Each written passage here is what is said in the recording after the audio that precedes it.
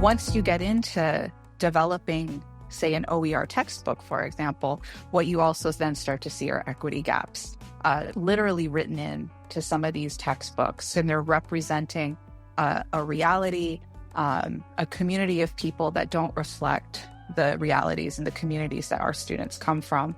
And so then from there, it just keeps on going. And then open pedagogy opens up this whole world where students then are able to become co-creators of knowledge and contribute to the discourse, which I think is a really, really powerful thing.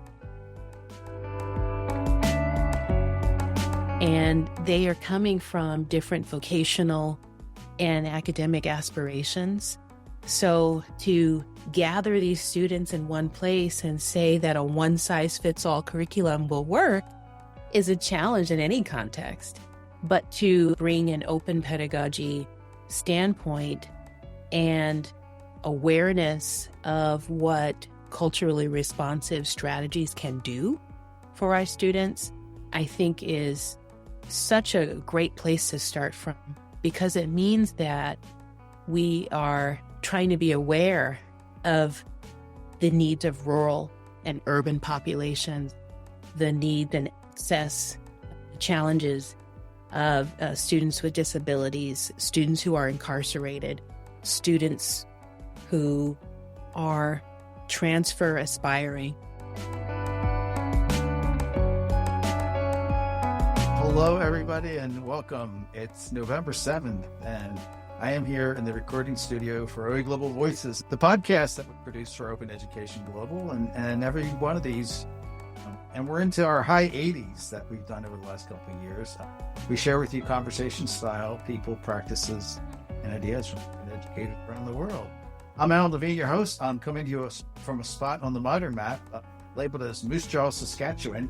It's cloudy and it's going to snow today, believe it or not. This is also Treaty 4 territory, traditional lands of the Cree, Saulteaux, Dakota, and Lakota people, and the homeland of the Métis Nation. I learned at the conference in Edmonton about the Cree concept, Wahokatan, and of everything and everyone being interconnected, and that's always appealed to me. It frames the work we try to do in Education Global. Today, we're going to have conversations about the Open for Anti-Racism program, also known as OFAR. We'll probably just call it OFAR a lot. The interconnection there is that OFAR is part of CCC OER, which is part of OEGlobal. So we're all interconnected with that. And so, I know about the program and I've worked with Laura, but I'm really eager myself to learn more about how it works and how open education is such an important factor in this work and to hear stories.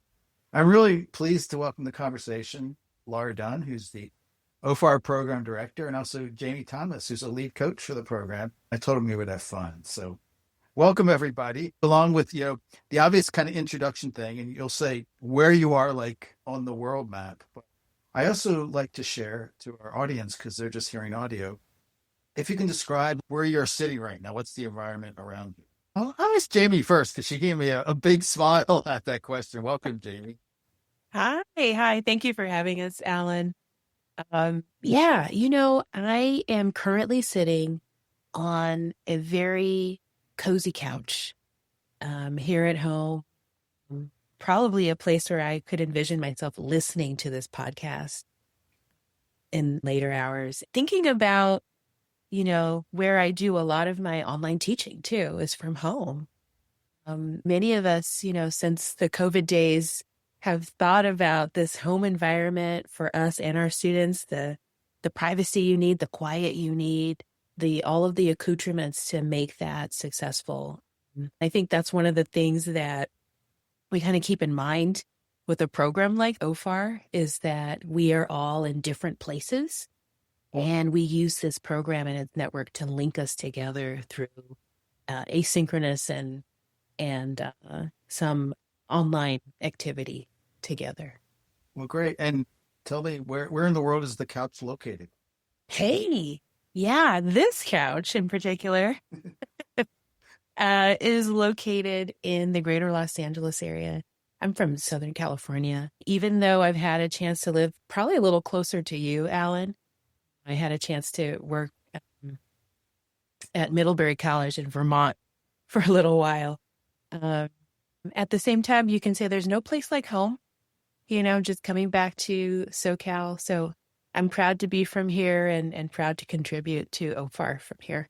Okay, great. And I won't bother talking about the World Series, which was very exciting if you're into baseball. Middlebury, oh my gosh, I got to talk to you. I've been there. I have good friends who live and teach there. It's one of my favorite places. I love the whole state of Vermont too. So.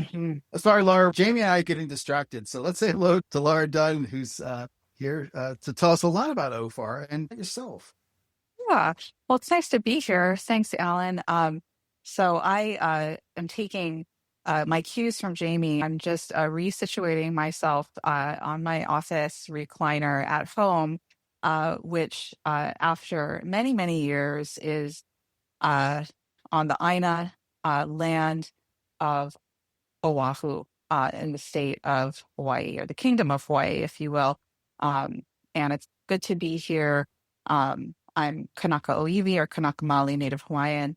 And it's good to be back. It's a balmy 78 degrees in early November. The trade winds are blowing. And this is, I think, my 6th month back being home after living on and off in the Bay Area for almost a decade. So I'm very grateful to be here and to what Jamie said, a testament to how our work operates across state lines, across oceans, across different geographies and different cultures. So thanks for having me. Oh, great. Oh, I'm excited already. I like to also ask, because it's always interesting to me. I'll start, Laura. Where did you grow up, and what did you think of school as a kid? Like, what kind of student were you? I did grow up here on Oahu, in Honolulu, which compared to the rest of Hawaii is sort of like the big city. And so I very much identify as like a quote unquote island city kid. I come from a family of educators, so it's not a very exciting upbringing in terms of my education. I was a little nerdy, always loved, I loved most of school. I was not a big fan of math, I have to admit.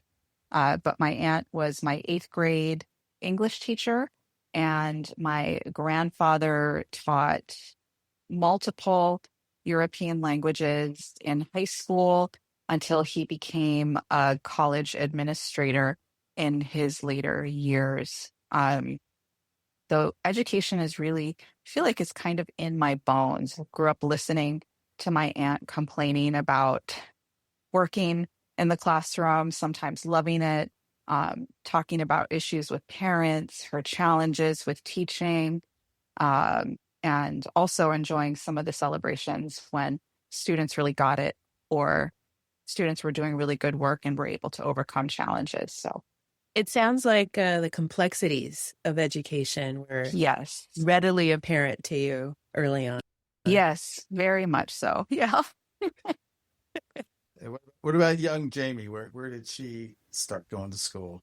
I might have sort of a similar upbringing to Laura in the sense that, I was here on the mainland, if you will, but grew up with parents who were the first in their families to finish high school, and also the only and first to finish college.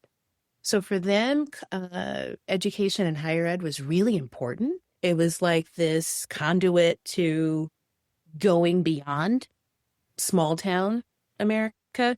And I think for us too, growing up as African Americans, we really had just this strong appreciation for what higher ed can do in terms of broadening your horizons and allowing you, or encouraging you, even through K-12, to deepen your repertoire when it comes to context and understanding of the United States and its positioning here as kind of a colonial global entity, right? I grew up celebrating Kwanzaa, and one of the key components of Kwanzaa is gifting and reading of books each day of that celebration. So that was an opportunity for my parents to kind of double down on some like history about education and things like that in this context we live in.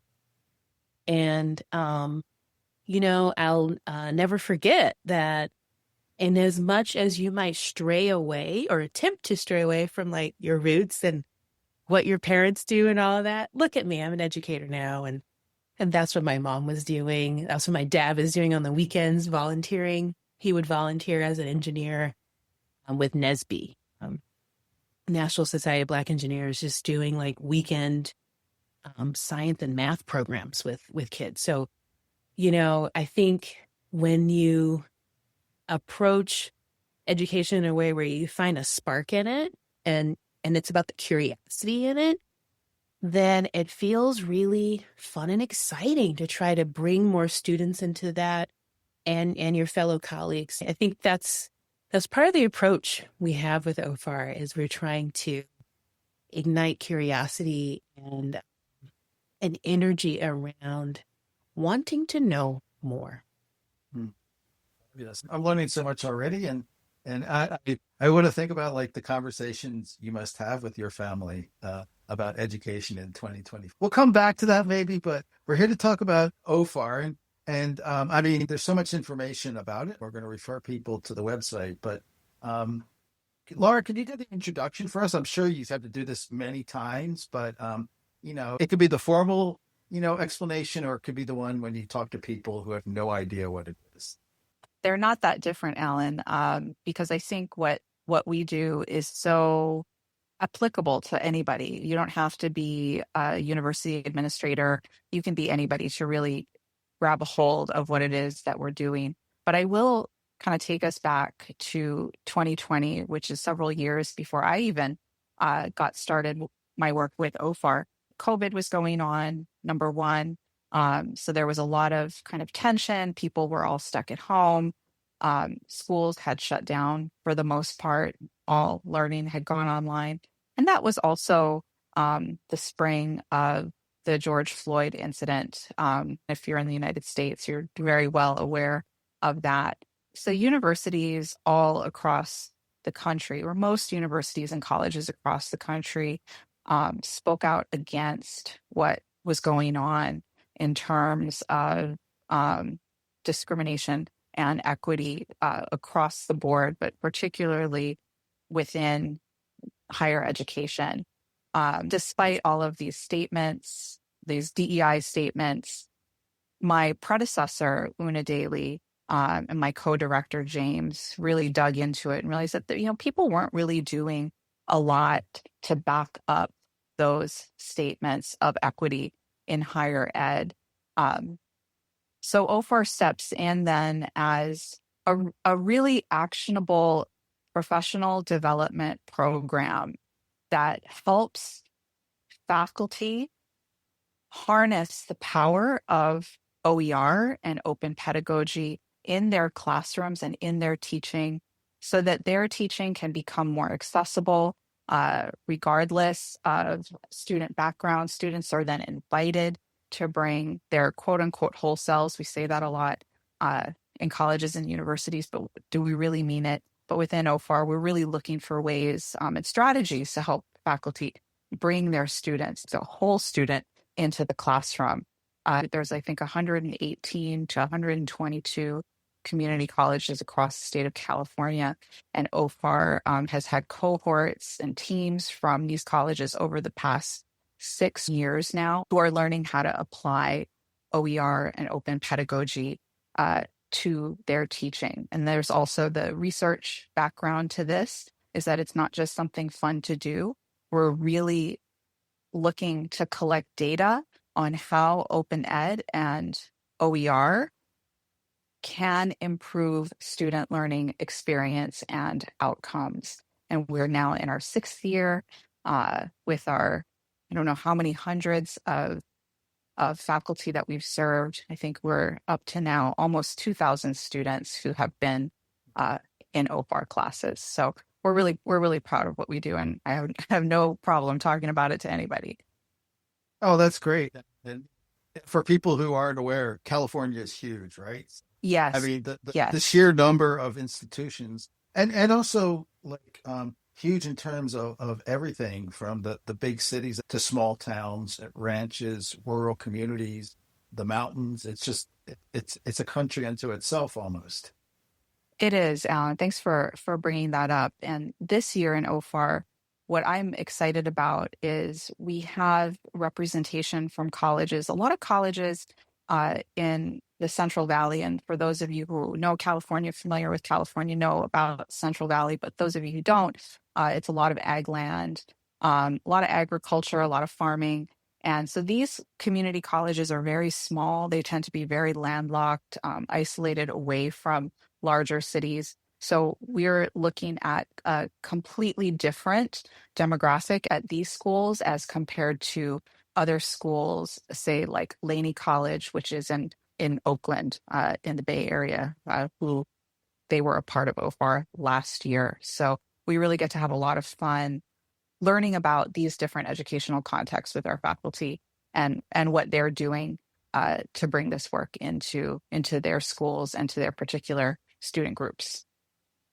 And a program like this could have been organized and done in many ways, but what is the unique connection, the reason to make this connection between anti-racism teaching and open education? First of all, it starts off with understanding the need for accessibility for learning materials, right? So, Jamie and I had this great conversation the other day about, equity gaps and their relationship to opportunity gaps for students. And we see in community colleges that there are indeed a lot of opportunity gaps. This last year in 2025, a student survey was put out by Real College California. They found that compared to four-year students, community college students are likely to be from low-income families, racially minoritized, they're first gen. Sometimes we have students from other countries, and certainly we have adult learners. And so OER comes in as a way to, first of all, cut down costs so that people don't have to worry about spending money and resources on textbooks. Once you get into developing, say, an OER textbook, for example, what you also then start to see are equity gaps, literally written in to some of these textbooks. And they're representing a reality, a community of people that don't reflect the realities and the communities that our students come from. And so then from there, it just keeps on going. And then open pedagogy opens up this whole world where students then are able to become co-creators of knowledge and contribute to the discourse, which I think is a really, really powerful thing. When you look at the structure of the program, that a lot of it is about an opportunity for faculty. I love that you call them the students. They're both. They get a chance to experience and understand open education, open pedagogy as a practice that hopefully, unfolds as they go. It definitely unfolds as they go. And I mean, I can talk about the structure of OFAR in a little bit, but we're really looking at what faculty are doing across an entire year, from learning about open educational resources, learning about open pedagogy through courses and webinars, and then taking it into their classroom with their students in specific classes across a wide range of disciplines, from engineering to English Lit to foreign language and ESL. I can jump in here just to sort of add that I think that we are trying to roll out an open pedagogy approach in the professional development experience for our colleagues in the community colleges. We want them to kind of experience what it's like to be on the receiving end of having opportunities for choice in how they demonstrate their knowledge and experience, and also how it feels to be greeted by a curriculum that speaks to who they are and what their experiences are. I think that's one of the enduring challenges of working with community college populations sometimes, is that we can have such variable and exciting groups of folks to work with we have students who are parents by and large. We have students who are making career transitions or who are the first to grab hold of college and their families. And they are coming from different vocational and academic aspirations. So to gather these students in one place and say that a one-size-fits-all curriculum will work is a challenge in any context. But to bring an open pedagogy standpoint and awareness of what culturally responsive strategies can do for our students, I think is such a great place to start from, because it means that we are trying to be aware of the needs of rural and urban populations, the needs and access, the challenges of students with disabilities, students who are incarcerated, students who are transfer aspiring. Our program has worked with faculty teams that address and serve all of these different populations. And I think that's something that we are exceedingly proud of, and we look forward to continuing. I guess that people come to the program, they've heard open pedagogy and they know it's important, but maybe haven't experienced it. Is that what's happening? I think, there's little smatterings here and there. And of course, here in California, the notion of OER has gathered more cachet in recent years, particularly because of the textbook affordability piece that Laura has talked about. And so I think that unique aspect that we bring to this is saying, much like Jasmine Roberts Cruz had advocated, we don't just want the textbook to be affordable, we want it to be relevant, not only to you as the educator, but also to your students. And we try to provide a framework for developing those strategies throughout the academic year of the OFAR program. Okay, so we have this huge state, we have this large number of community colleges. We've got faculty at many distributed ones. How does it all work? Like how's it coordinated? It's a mess, Alan. It's a total mess.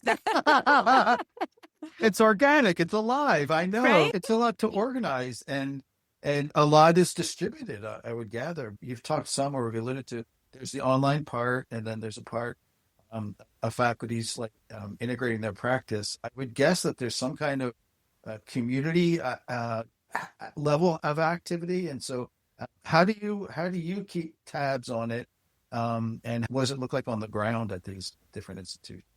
You nailed it. I think what's really cool about this program and what made it so adaptable and flexible during the pandemic time was that we are able to do this work apart, right? So we do have the asynchronous components that operate by and large through our Canvas course, which is kind of a professional development hub. We move through modules weekly, and we do that for 6 weeks in the fall. But along the way, we have live webinars that bring our group together. Laura is a big part of organizing those live presentations and dialogue sessions, I would say. Part of my role is working with a couple of co-facilitators who are also the course developers. And we keep that asynchronous course experience feeling. We try to do our best to have that feel dynamic, right? So we're providing regular feedback in there. We update the homepage in Canvas. And for those of you who use Canvas a lot, that can make a difference in an asynchronous environment. And we, taped I just dated myself by saying taped, but we taped a welcome video, and we keep a lot of the information for the program centralized in that space so that folks can kind of come back to it on their own time. Then that course stays open even as we have completed it into the spring so that folks can use it as a repository for information as they're working in that springtime implementation phase of what we conclude in the course with action plan. And it just so happens, Alan, that we were in these weeks of the course where we're actually developing that rough draft and final draft of the action plan. But that's something that we find to be really a guiding force as we move towards the spring, because then it's folks really trying that out, really experimenting with open pedagogies in their classrooms, which just makes the program. Is there ever any gathering that you are able to meet? Because that's kind of an important factor after you have gotten to know each other asynchronously. Yes. You mentioned, Alan, a little while ago about how the faculty themselves kind of grow and develop, and what they're doing grows and develops. So it is in part organic. I like to think of what we're doing as partially organic, but partially like iterative and responsive to what our faculty participants are looking for. And so we have the framework for OFAR, which is we have so many colleges that we can take per year, so many participants that we can take per year.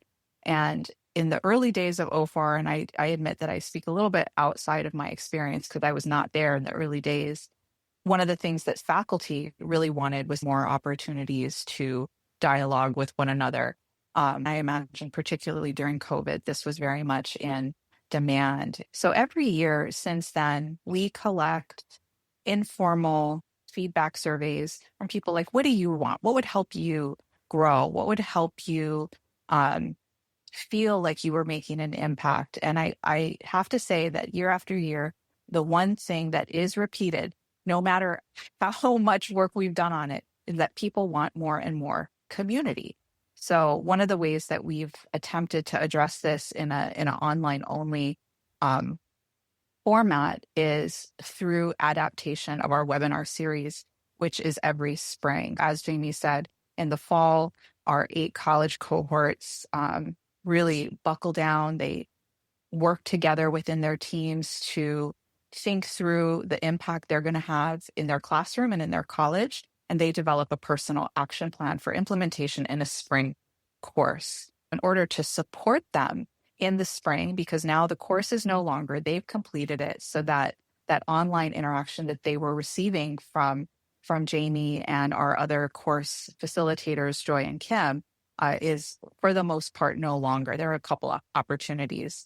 So we experimented with the idea of what's called the unwebinar the last couple of years, where it's completely optional.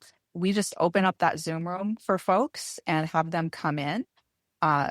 People really love that because they get to meet, we have folks from urban colleges dialoguing with people in rural colleges, commiserating sometimes over very, very similar issues within their classrooms and their institutions. People in similar disciplines get to dialogue, especially in those underrepresented disciplines when we're talking about OER and open pedagogy, such as, say, business admin or something like that. Humanities is probably the first thing people think of when they think of how do I make my class more equitable. We're experimenting with new formats for our webinars, having them be kind of less lecture-based and maybe half lecture and half Q&A. One thing that we are always striving for, and we hope that we can do at some point, would be to figure out how to bring everybody together as a community of practice at some of these conferences and these workshops. We try to do that every once in a while, but we know that friendships are developed and people are carrying on the work after the year. But that's one of my important goals is, after our year is over together, how can we maintain our conversations and our connections with one another? And, I can jump in and sort of speak to that a little bit too, that sometimes as a coach in this program, you get paired with a college that is physically very far away. So, for example, here I am in Southern California. I've worked with faculty who are in Northern California or Central California, which is a little bit less accessible to me by road and by car, right? On one point, I was fortunate to have some colleagues in this program who were at a nearby college, maybe within 20 miles. And so with that being the case, I was able to reach out to some of the folks on the team and say, hey, how about a coffee? how about like a distance safe coffee outdoors, however you feel like it. We were able to do that. And that added so much to the program, just being able to have an in-person conversation or two. For me, that snowballed into a couple of extended friendships out of this program. And, that I think also speaks to the awesome people who have the audacity to want to volunteer to join a program like this. Even as this program is stipended, right? It's not an exorbitant take-home amount that we're offering, but it is something that we hope just sort of acknowledges the effort that folks put into this. And I'll just also sort of say that in those communities that our faculty teams are able to build on their own campuses, right? Because we've encouraged cohorts of faculty from a particular college to do this together. We see that their connection goes beyond this program. So, for example, I had the privilege of working with a college in the Imperial Valley, which is that lower part of California near Arizona and Mexico borders.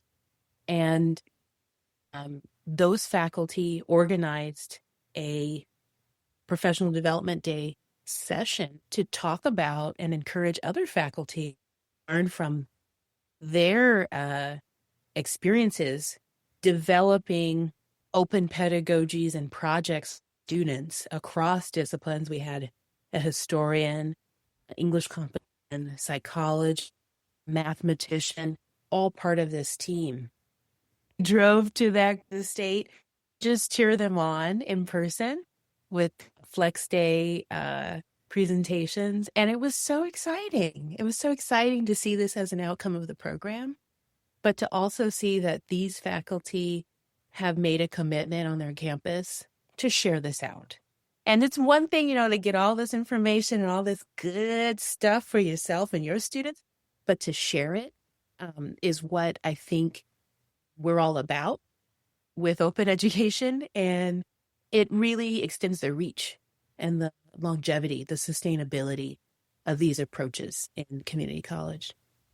I don't know. I think a long trip up Highway 1 would be very appealing. Yeah. Can you talk some about the challenges of implementing open education in community colleges, say, compared to four-year institutions? Why is it successful in community colleges where this program is focused? We haven't attempted to implement this in a four-year college, so we are kept very busy with our community colleges for sure. In terms of why is it successful in community colleges, this also ties into your previous question about, do you ever get a chance to have community and connect with one another? And first of all, there is a need. And second, in Hawaii, we call it pilina, and it's the power of connection with either your own kinfolk or just your community around you. And so what is so amazing about OFAR is we're all coming from different institutions. And yeah, you need a job, you got to pay your mortgage, your rent, and all that. And that's why you go. But at OFAR, you really get the sense that people are here because it's really mission and values aligned. We have this wonderful community of folks from all across the state of California and the community colleges that see a need for this learning in wherever they are in the state. And they feel connected to the mission, not just our mission, but this overarching idea that learning can and should be accessible to anybody, no matter what their background is.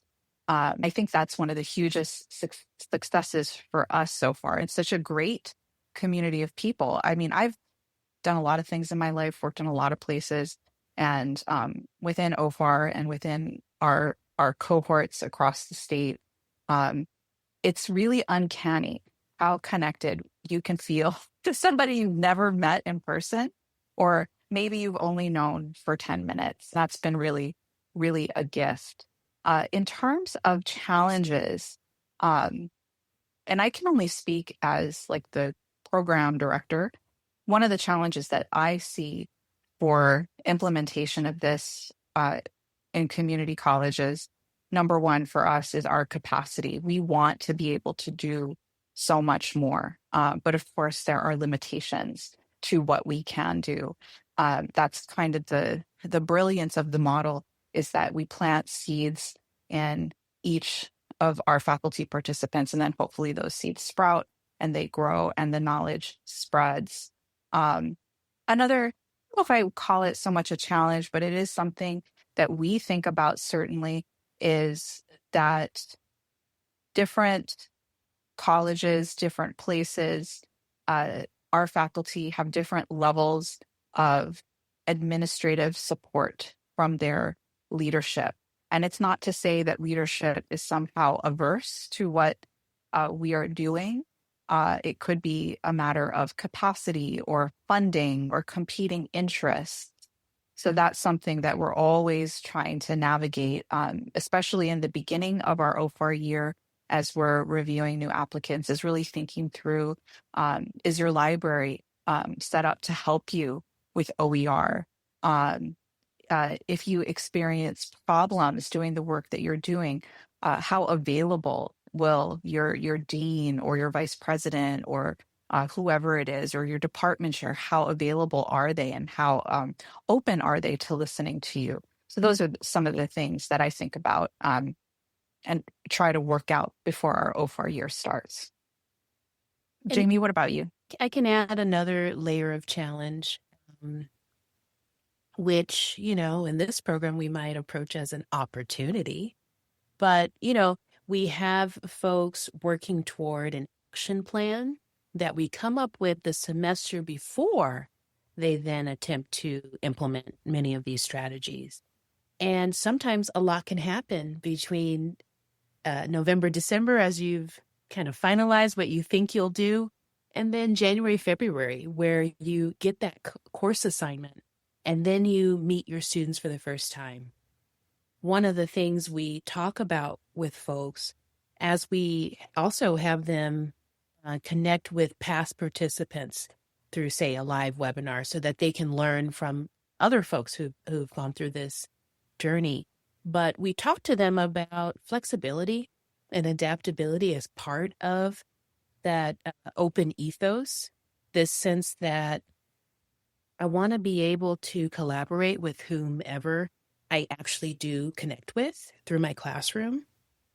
And in that sense, we can try to help them be as adaptable as possible to whatever course they might end up getting assigned to at the last minute, or, the particulars of who their students are and what their students are interested most in learning.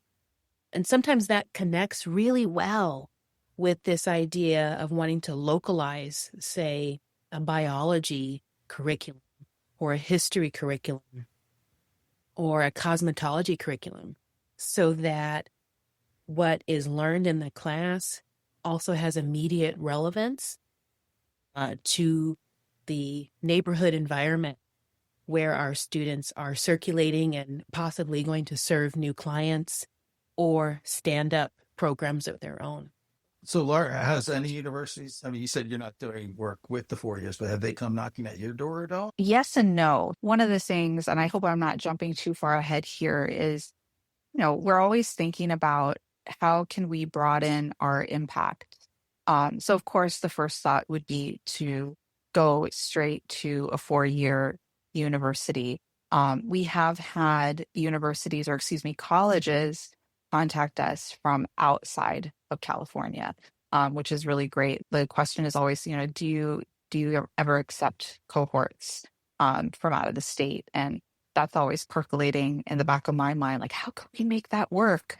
If it is a little bit easier for us all in the state, same chancellor's office, similar handbooks, similar structures, same time zone. And we've also had universities from Canada reach out to us and wanting to talk about what we're doing.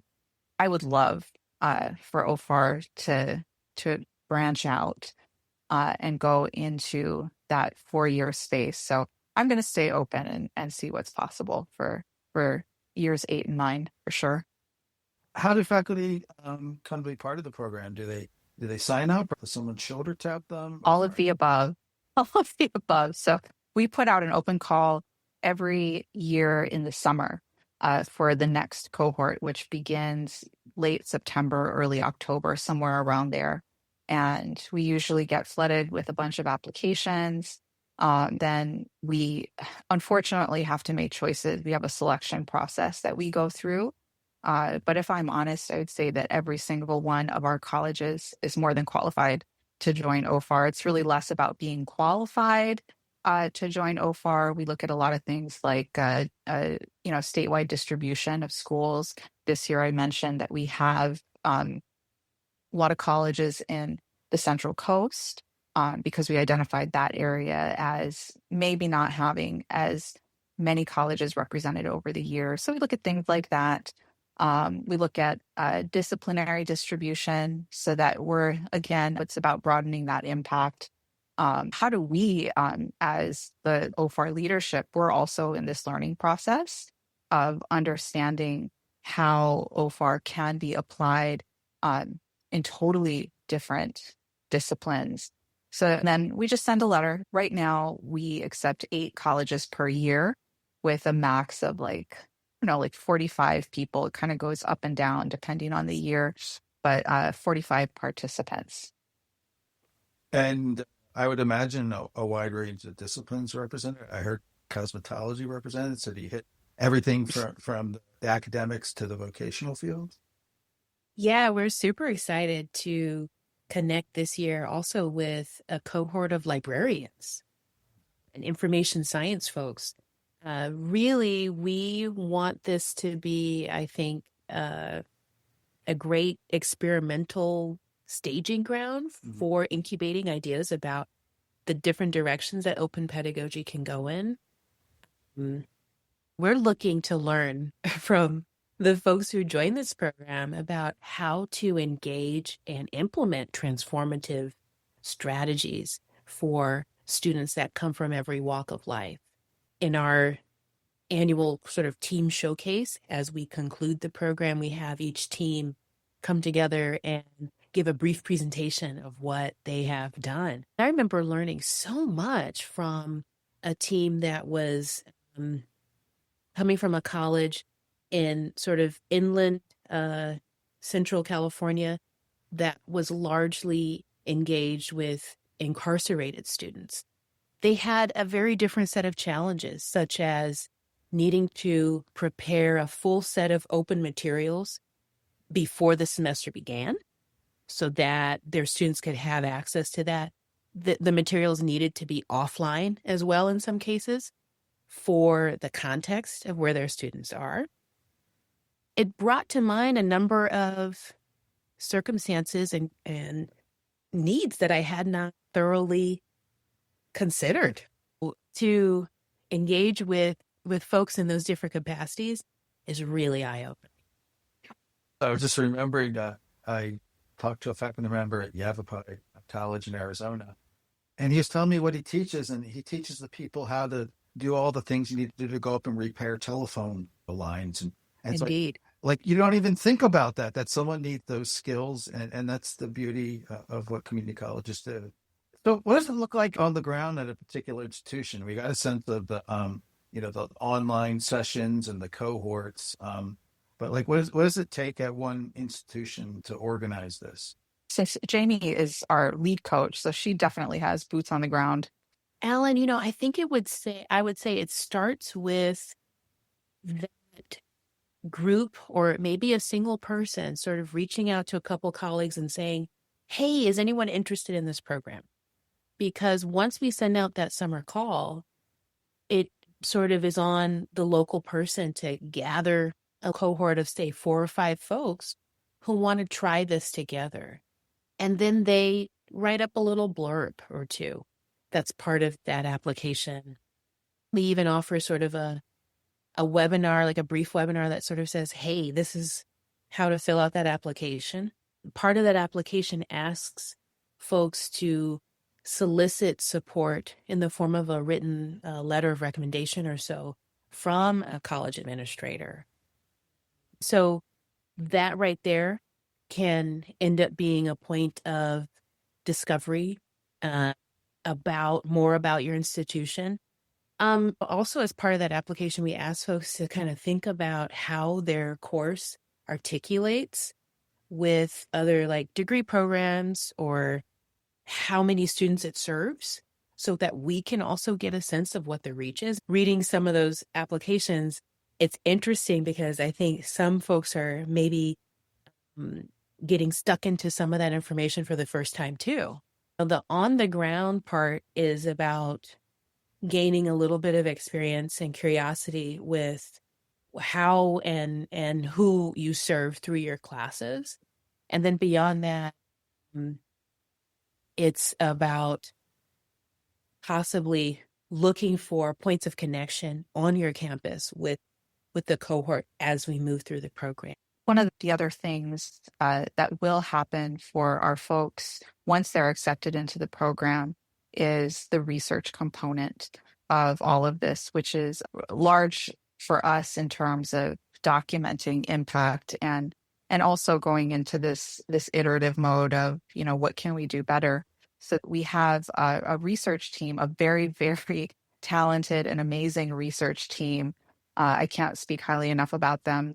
They work with us to create these pre-surveys for our folks. In their write-up, they give us kind of their perspective of possible challenges based on demographics within their schools. Then once they start the program, our research team and ourselves, we get together and we review a survey so that we get the hard data, the numbers, like which classes are you teaching, how many students are going to be in your classes, and the students themselves, once we get into the spring, also agree to complete a survey. It all has to go through a college's Office of Institutional Research, so that all needs to be approved. And then at the end of the semester, that clearance from the Office of Institutional Research, which is why we need that administrative support so badly, is it allows us to look at the student outcomes and what really happened at the end of the year within these OFAR classes and compared to other classes in the same university and other classes across the state. You've talked about the action plans. What do they look like? What does it take to put together an action plan to develop your anti-racism? Great question, Alan. I think an action plan can start off as a set of bullet points, quite frankly, that are addressing short-term goals and long-term goals with the sense of what types of smaller day-to-day activities might I incorporate or experiment with my students, say, the way that I ask students at the end of each class, how it's going? What did you gather from this lesson? Something folks might call an exit ticket strategy. How am I implementing that? And what do I want to try with that? On the longer term, it could go into more summative assessments. How am I rolling out my exams? Or is there room in there to try other opportunities for students to demonstrate their knowledge? Can I experiment with the syllabus that I roll out? Can I personalize that or humanize that in different ways? What are some of the other policies that I implement in my course? Are all of these conducive to my learners? So we try to think about the many ways that folks can go about this and how they might implement an open pedagogy project with their students, such that the action plan could end up with the students and the educator creating a repository or a module that can then be rolled out and rolled over into the next semester, the next offering of the course, or something public facing that could be of interest to folks beyond their campus. And At the same time, it's got to have that flexibility and that feasibility that we spoke to earlier. We try to have brainstorming with folks and then help them see what are the bite-sized and the shark-sized chunks of what they can do. Shark size. Of course, it's going to change as they go. I mean, the action plan is what they set out to do, and there's learning that happens. The videos that they produce at the end, and I've enjoyed seeing a few of them. That must be really rewarding to see that arc. Do you have any ones that just stand out for you? So many. There are so many. I mean, we ourselves keep a repository. One of the things that we ask our participants to do is to get these artifacts, anything that you've done, and upload it to the Commons for us. And so we keep track of all of the wonderful things that people are doing. Some things that stick out to me is in a history course, one of the projects that the student did was to create a visual history of the Central Valley, rather than just sticking through to the textbook, right? Like, what does the textbook say about the Central Valley? So projects like that, I think, are really cool. Or in business courses, adapting an OER chapter that looks at the way race is represented in advertising and marketing, for instance, or anatomy and physiology. One project that somebody did was to actually go through an OER textbook and just swap out some of those images of human bodies and present like a range of human bodies that are actually more representative of the lived population. And Laura, I'm going to jump in because you just reminded me that previously I was working with a faculty member in kinesiology who was also an athletic coach. And part of what they did was implement greater representation across their course materials. Because as they were talking with me, they were saying, you know what? All the people represented in this textbook are like super thin, super young. And the people that are actually in my classes at my college are folks who are coming in at different stages of fitness, different stages of different age ranges. And none of that is reflected in the book. And we're looking at this book and it just doesn't even feel right, right? Yeah. So the range of projects is so, so cool. And Jamie, I think that the work that you did with Laney College last year, our cosmetology folks, I thought that was a totally different action plan. I don't know if you want to share what happened there. Yeah, really, really fun. These were folks who work with students in a lab environment, if you will. So they are trying to help folks look their best, let's put it that way. But they were challenged by not having access to materials in their lab that were representative of different skin types, different hair types and textures. And so the result was students graduating from the program without adequate training. But what they did through this program was really make that a focus and make it a focus also to emphasize projects for students that connected them with their small business potential. It's just really exciting to see folks in vocational fields be able to also take advantage of these transformative pedagogies. Yeah, I think that the work that was done in cosmetology was really revelatory in a lot of ways, because often in higher ed, we start from a place of theory, right? Then we have in our imagination that somehow it's just going to trickle down and it's going to make sense to the rest of the world as, bus drivers getting their bus to go take kids to school, or the technicians that work on your computers are fixing things that go wrong. But for our cosmetology folks, I could see that the very practical way that you can absolutely 100% change the discourse from moving from, having an appropriate mannequin or model in your class, giving people the opportunity to really inquire into beauty standards, right, for different groups of people. I was just really pleased with that. And I hope we have more opportunities to work in the technical school space for sure. That's exciting. I just think you can only read about and see so many videos and practice. Sooner or later, you got to cut someone's hair. You have to do that to learn it, right? Absolutely. Absolutely. 6th year of the OFAR program. What's really important that has been happening this year?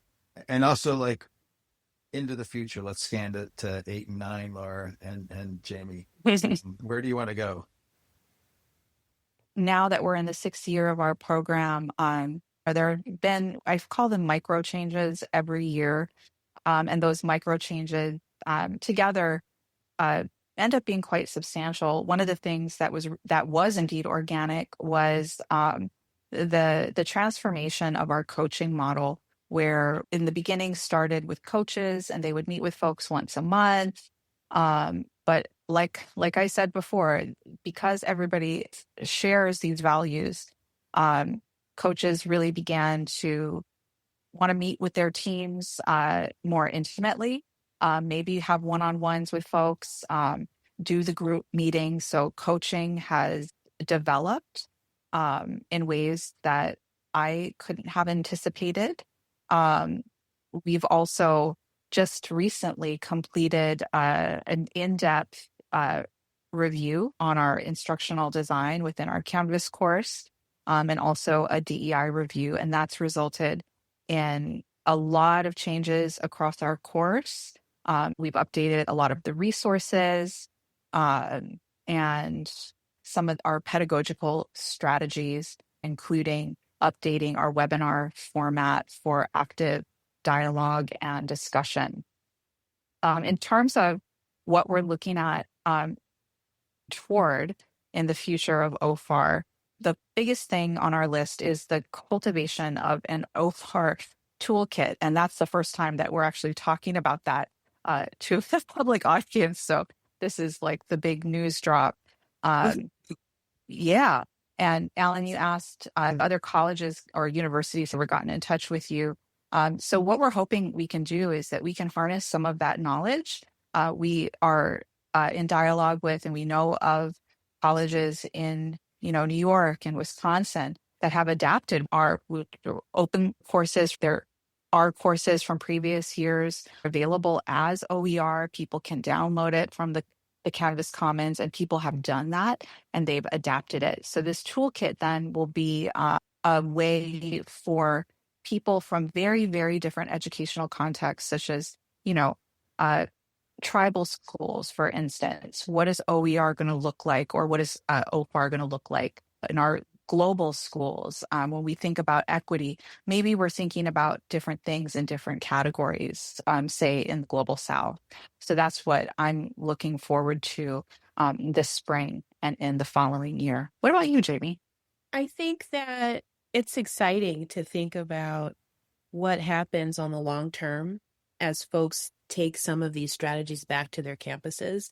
And I would love an opportunity, I think, to kind of reach back in time and connect with some of our OFAR alums and ask them how it's going, maybe have them share with them, maybe current program attendees, what have you learned that still sticks with you maybe 3, 4, 5 years since your participation in the program. And so to have that longitudinal view, I think would be valuable as well. I saw in your notes, you refer to them as OFARians. Is that common language? No, I don't know where that came from. Oh, I just loved it. From the wasteland of my mind. Oh, no. Yeah. We use OFARians. I myself have used OFAR superstars. But we try to come up with other monikers that also energize. Oh, Yeah. That's fun. So all this work that can consume all hours of your day, I'd love to hear some things that you do away from this that are fulfilling and rewarding to you. What do you do outside of work? When am I not working, Alan? Yeah, I have to take a beat here. Laura, anything on your plate? Yeah, sure. I mean, that is a good question. When are we not working? I'm a little bit of a fitness fanatic, which is one of the reasons why I'm so glad to be back in my homeland in Hawaii, where the weather is always welcoming you outside to go take a walk or hike or jump in the water. So that is definitely how I spend my time. My sort of sad joke is that in another life, I was probably like a fitness instructor or something like that. And I was actually, I taught yoga for 20 years.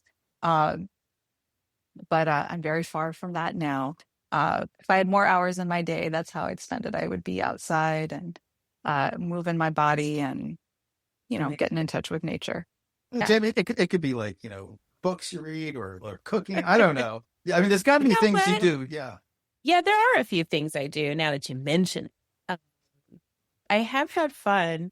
I live in an area that's not far from like Little Arabia here in SoCal. And so I've had fun kind of visiting different Middle Eastern restaurants. On the fitness level, I kind of try to preserve and reserve time for a weekly Tai Chi class that keeps me going, that gives me a moment offline to restore and renew. So we do find these ways that I think keep us able to give by kind of giving to ourselves a little bit. I really thank you both. It's good to hear, how you talk about it and the passion in your voices. I want to thank our listeners who are tuning in this episode of OEGlobal Voices. Again, it's what we do here at Open Education Global, and we hope you enjoyed our conversation as much as I did with Laura and Jamie about the OFAR program. There's a lot more to learn on the website, which is cccoer.org/OFAR. Very easy to find. I got lost when I was looking through all the materials there. So much to learn. Each episode of the podcast, I pick a different musical track from the Free Music Archive because that's openly licensed music. So for today's show, I found a track called Everyone Knows It by an artist named Crowander. Or is it Crowander? I don't know. That's the name of the artist. It's licensed under Creative Commons Attribution, Non-Commercial Share Alike license. And you find this episode. It might be into the new year, maybe by the end of the year at voices.oeglobal.org. And we like to have some follow-up discussions in our OEG community or wherever you interact with us in social media. The OFARians are spread far and wide. Well said. And if you're listening and want to share any of your open education work, ideas, or dreams, or tell us who we should have on here, just please let us know. And Laura and Jamie, it's just been a sheer pleasure talking to you. And I hope we get to hear more about OFAR. Thanks, Alan. It was nice being here and talking with you. It was a great way to spend a Friday. Thank you so much. Thank you so much, Alan.